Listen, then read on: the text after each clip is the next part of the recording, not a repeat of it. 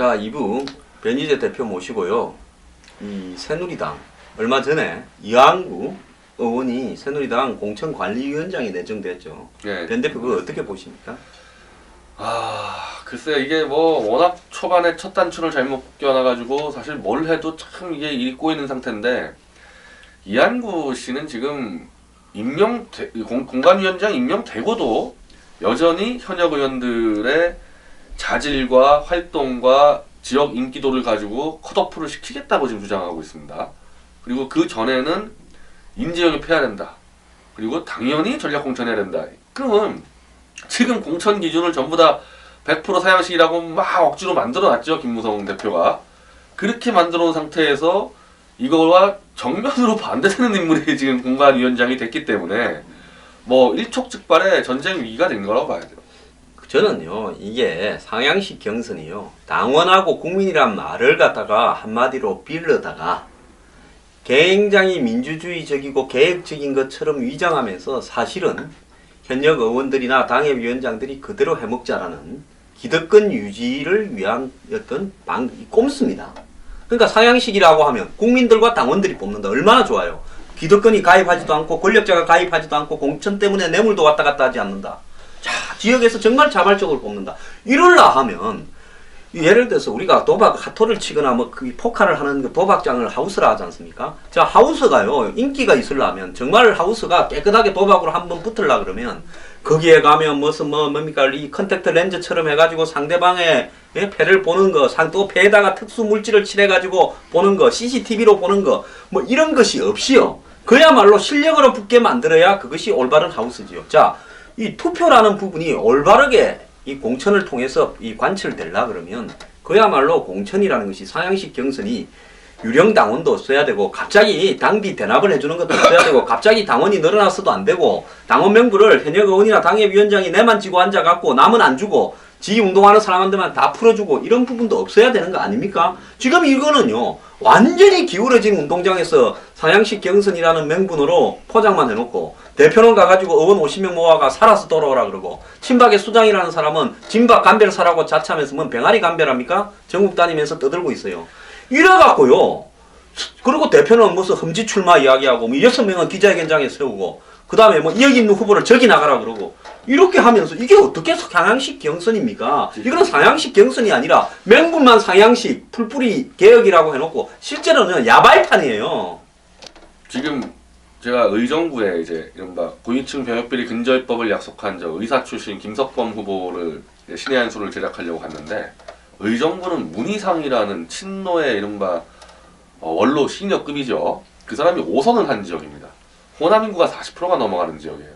새누리당이 근 20년간 한 번도 못 이긴 지역 아니에요. 예.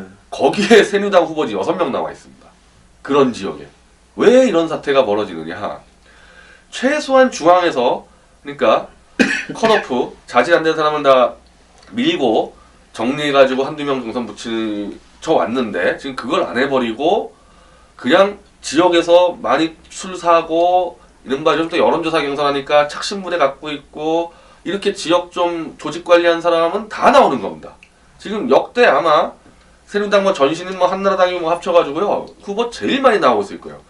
의정부가 이 정도고요. 대구 이런데 막 7, 8명이고요. 경북 막 9, 10명. 과거에는 선거판에 브로커로서 일하던 사람이 자기가 당원 명부 가지고 있고 뭐 착신 전화나 이런 거 여론 조작하고 집단 당원 가입시키고 이런 경험이 있으니까 아 이걸로 전화 여론 조사로 한 방 돌리면 혹하면 나도 될 수 있겠다, 니도 될 수 있겠다고 개나 소나 다 놓은 거예요. 사실은 초선 의원보다도 더 세요 그런 사람들이. 계속 지역에서 몇십 년간 관리한 사람들이. 그러니까 너도 나도 다 나오는데 그러면 이게 경선이 어떻게 되겠어요? 이 상황에서. 이거 뭐 조직 경선, 돈 경선, 여론조사 조작, 착신부대 이 폭탄들이 지금 잠재해 있는데 원래 이 새누리당 그러니까 2012년 총선 때 기준으로 하면요.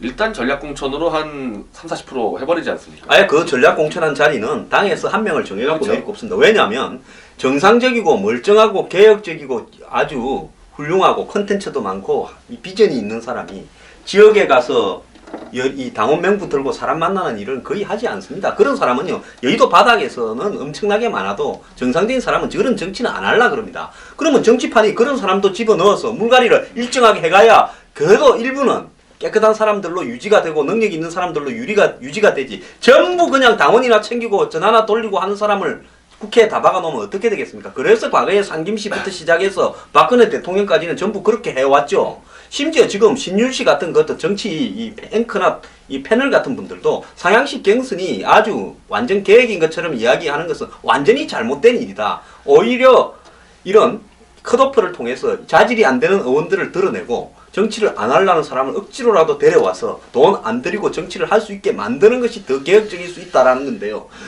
진짜 컷오프가 없이 상향식 경선을 하려면 이번에 한번 보세요. 아이오와주에 민주당은 17만 명이 쥐가 쥐돈 내고 투표장까지 찾아와서 이 일각 후에 반각 후에 학교 갔다 온 뒤에 쥐가 투표합니다.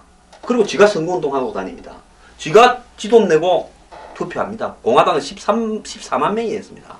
이게 미국 같은 이런 풍토가 있는 데서 상향식 경선이 되는 거지요. 지금 한국같이 재발적인 당원이라고는 당비를 갖다 새누리당은 2,000원, 더민주는 1,000원인가 이랬는데요. 이거 6개월을 자발적으로 낸 사람은 거의 없습니다. 사실 그렇기 때문에 위에서 최소한의 컨트롤을 했던 거예요. 위에서 최소한의 이 질서를 잡은 건데, 그러니까 경선이라는 게 아까 말씀드린 대로 한 30-40%는 전략공천을 하고, 그리고 한 30-40%는 경선은 하지만 당의 중심 메시지로 사실상 한 명을 밀어가지고 그냥 가는 거고, 정말 이제 이 치열한데 이거 도저히 한두 명이 이래 도저히 경합할 때 그런 데만 경선을 하는데 컷오프를 시켜가지고 2명이나 3명만 경선했던 겁니다. 그렇게 경선을 치러도 총선에서 불공정 시비 걸고 좀 분란이 있지만은 어쨌든 거의 7-80%는 미리 정리해놓고 경선 갔단 말이죠. 근데 이번에는 245개 전 지역구를 단 한 개도 정리 안 하고, 거기에 지금 법을 바꿔가지고 253개로 한다고 거기다가 분구 정설되면 아마 더 늘죠. 거예요. 거기다 역대 최다 후보가 나가고 있고요. 새누당에 질서 하나도 없습니다. 막 갖다 이제 그냥 조직 경선에다가 여론조사 조작 다 들어가는데, 이런 경선은 지금까지 건국 이래 어떤 정당도 해본 적이 없다. 최소한 대한민국에서는. 이 수많은 이 폭탄들이 동시다발적으로 터질 수가 있는데 그것도 그냥 그대로 그냥 질서 없이 갔을 때 정도의 얘기죠. 지금 보십시오. 최경환 지금 부총리가 진박 감별한다고 전국을 다니고 있습니다. 이거 사양식 아니에요. 원래 아니 미국 경선할 때 누가 당의 실력자가 저런 데 다니고 다녀요. 이거 이 자체가 사양식이 아닙니다. 지금 이 자체가. 그리고 이한 공천위원장은 날리겠다는 거예요. 그냥 자기가 이 평가해가지고.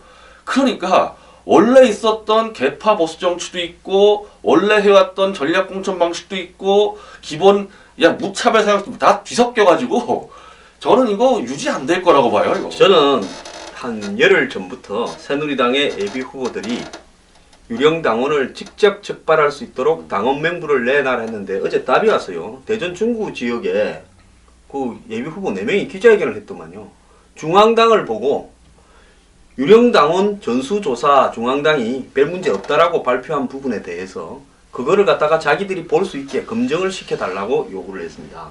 자, 자기들이 봤을 때는 300명 이상의 유령당원이 대전 중구에만 있는데 작년 10월부터 1차적으로 당협위원장 보고 검증하라 했어요. 240여 개. 당에서는 중앙당에서. 아니 당협위원장이 현역 의원하고 당협위원장인데 원외 둘인데 이 사람들이 저거지구당 거를 문제가 있다고 유령당원이 있다고 보고하겠습니까? 자기들이 유령당원 집어넣은 당사자들인데요. 문제 없다 했어요. 그러니까 2차로 1월 31일까지 다 조사하겠다고 지난번에 한 보름 전에 터졌잖아요. 그러니까 누구 보고 하랬냐? 시도당 보고 하랬습니다. 시도당 위원장이 어떤 사람입니까? 현역 의원들이 다 하고 있어요. 재선 3선의 사람들이 시도당 위원장 하지 않습니까? 이 사람들이 저거가 다 연관된 일에 유령당원 있다고 하겠습니까? 그러니까 모두가 도둑질 해먹으면 도둑놈을 잡을 수 없듯이 지금 크고 작고 간에 유령당원이 대부분 있다라고 다들 그렇게 알고 있는데 이런 상황에서 유령당원 문제를 손을 안 대고 경선을 가겠다고 하면 그러면 지금 열심히 쫓아다니면서 악수하는 사람들 뭐 내가 옛날에 총리했니 하면서 이렇게 날아 들어온 사람들이 되겠습니까? 안 되는 거예요. 이제 그거를 갖다가 예비 후보들이 알기 시작했다는 겁니다. 그리고 지금 여론조사로 100% 결정한다는 부분에서도 제가 볼 때는 거의 한 50개 지역구에서 뭐 200개 이상은 승복이 안 될 가능성이 높은 게 너무 여론조사로 후보들을 많이 결정하다 보니까 착신부대를 다 구성하지 않습니까? 모바일도 착신, 유선전화도 그러니까 착신 더 하겠죠. 어느 샘플을 쓰냐에 따라서 이거 뉴데일리 보도에 나왔습니다. 똑같은 날 똑같은 지역구 했는데 어느 여론조사에 어떤 샘플 썼냐에 따라 가지고 막 20-30%가 왔다 갔다 해요. 이거 어떻게 승부가 샘플의 편차 어느 요일에 하느냐, 평일날 하느냐, 토요일날 하느냐, 일요일날 하느냐, 아침에 하느냐, 낮에 하느냐, 밤에 하느냐, 저녁에 밥 먹을 때 하느냐. 그 다음에 샘플을 갖다 채우지 못하는 젊은 사람들은 곱하기 10, 곱하기 20에서 가중치를 어떻게 두느냐. 이런 거 따라가지고 만들고 싶은 사람 누구 성을 마음대로 할 수 있는 어떤 부분이고요. 그 다음에 지금 뭐라고 그럽니까? 안심번호 국민 이 경선이라고 해가지고 모바일 전화번호를 통신사로 받았어. 그걸 갖다가 비밀번호로 변환시켜가지고 그걸 갖다가 선관위에 넘겼어. 선관위가 각 당에 줬어. 각 당에서 또 여론조사회사한테 가는데 지금 선거를 2월 말부터 공천을 갖다가 결정하겠다 하면서 이런 여론조사를 어떻게 하고 있고 어디까지 진행됐는가 하는 과정들을 하나도 안 밝히고 있어요. 나중에요. 결국은 여론조사는 형식적으로 하고 누가 이겼다라고 발표하면 대부분 지금 힘이 있는 사람들이 다 이겼다고 나오겠죠. 그러면 나머지 후보들은 열심히 돈 쓰고 개고생하면서 아마 이 밑에서 둘러리 서줬다라는 것을 아주 치열하게 느낄 거고 이제 이런 부분들이 결국은 무더기 고소 고발로 이어질 거라는 겁니다. 250개 경선. 그러니까 이 황장수 TV 시청자들이 잘 아셔야 될 게 지금까지 경선에서는 대부분 사실은 한 3, 40개 한 겁니다. 3, 40개 정도밖에 안 한 거예요, 경선을. 그걸 250개를 무차별 경선을 터뜨렸기 때문에 그것도 또 순차적으로 한대요. 초반에 한 10개 행사하다가 사고 터지면은 나머지 한 240개 후보자들이 이제 신뢰가 안 되잖아요.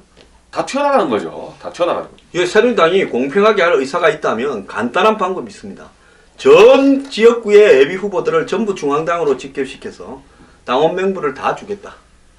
그래서 당신들이 현장에서 뛰는 사람이니까 유령 당원인지 갑자기 늘어난 건지 당비 대납인지 실제로 그 지역에 사는지 안 사는지 제일 잘 알 거다. 그래서 다 나눠주는 겁니다. 각서 써가지고 이거 다른 위험한 용도로 쓰지 않겠고 외부 유출 안 하겠다고 딱 바꿔요. 그렇게 나눠줘 버리면 아마 지 이해관계가 있는 데니까 전부 다 잡아낼 겁니다. 그렇게 하기 전에요. 이걸 마치 유령 당원 문제를 당원 명부를 유출시키면 외부로 흘러가서 악용될 우려가 있다라는 말도 안 되는 명분으로 이미 유출 다 되고 아니습니까?